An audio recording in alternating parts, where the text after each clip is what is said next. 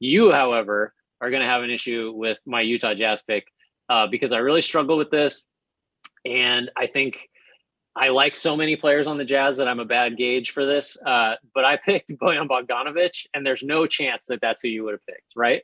No, but I get it because there's, and I don't want to steal what you're going to say, but when people are talking about should they trade him, is his their path to an upgrade?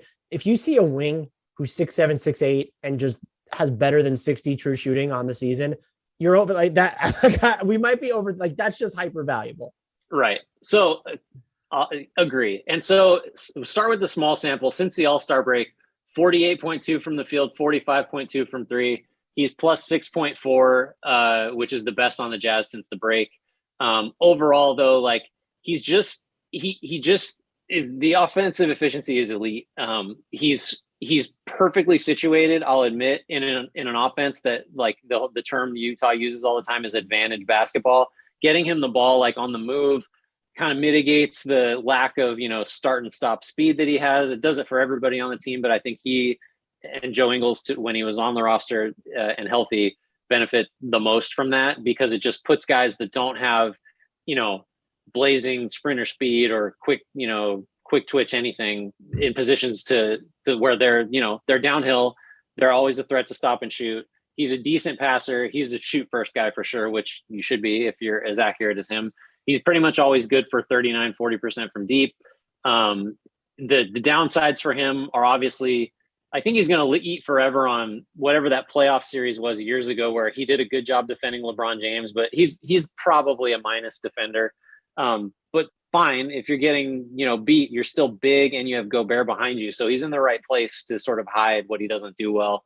I think he matters more than he gets credit for on a team that, like, for sure, Gobert, Mitchell, Conley, that's where the Jazz, our season future, whatever, is going to be decided. But I just think the offensive efficiency does not get enough credit, especially since, like, he kind of has to pick his spots because he's not close to the top option on this team. I see that. I have Royce O'Neal because I Yeah. just feel like he's become a forgotten man since we harp a lot on what Utah needs on the perimeter defensively and that he can't go it alone there. They just ask him to defend these wildly difficult assignments for 30 plus minutes every single game. Oh, and he's just quietly shooting above 40% from three. I know he's not high volume on offense, and there have been times where it feels like he can be overstretched if you put the ball in his hands. You don't need to put the ball in his hands anymore. Like, we're past that version of the Utah Jazz. And this is wild.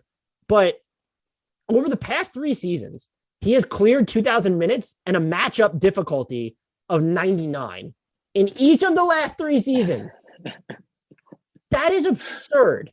Like, it's also by default, though. Like, somebody's got to do it on that team. But I'm just nitpicking. But this is also like it's in 2,000 plus minutes every single season. It's by default. But he's also been available while holding up against all of that. And hey, he's super complimentary on the offensive end. He would be, if they're trying to make an upgrade this offseason, I think the default move is going to be, can we attach Jordan Clarkson's money or Bogdanovic's money to how many future firsts? Like, they can move a first. I think the soonest is 2026. Are they willing to go that route? If you really wanted to make an upgrade, I guarantee that you can probably get first round value for Royce O'Neal just because the breadth of what he covers on defense. Yeah, it's a problem that Utah isn't quick enough, but they need someone who's bigger than Royce O'Neal because, yeah, he's mostly he'll go up against the number 1 or number 2 options, but like, if you can't put him on the super big wings, he's just not big enough. That's not on him, and he'll cover some of them. I think his most frequently guarded position, or second most frequently guarded position, is the 3 spot this year, if I'm not mistaken. I'll have to double check that, but just, it's every game. Like, it's not even, who's going to cover. It's just him. Royce O'Neal is basically on the best perimeter side. And if you can't put him on that person, you're fucked. That's the other thing. They just have no safety net. So I just feel like he deserves, even if it's by default, this workload, he is held up for it over each of the past 3 seasons. And I feel like it's time that he receives his kudos for it. I agree. I was being facetious. Like, I think the fact that, like, his job sucks, like, because he has to guard. It doesn't matter if it's like, man, I'm giving up 4 inches and 40 pounds to this guy, or I'm chasing around someone that Conley's not quick enough. Like, the fact that he is sort of overmatched sometimes, but it doesn't matter. Like you said it, 3 years and he just guards the best guy. Like that's just how it has to be.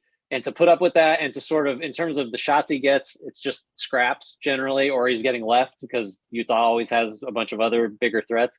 I think the thanklessness of his job really puts him in line with like a bunch of the guys I've already picked. So I definitely can't go against that, since I've cited defensive matchup difficulty and guys who are good at defense several times. I'd have to go back and remember who you picked, but maybe these guys are just standing out to me. You were like really in on the slow people in this one. Bojan Bogdanovic, Steven Adams, Jonas Valanciunas.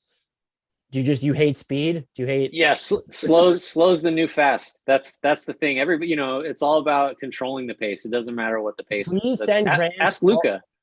Please send Grant all your viral three-toed sloth videos. We'd love to watch those for hours at a time.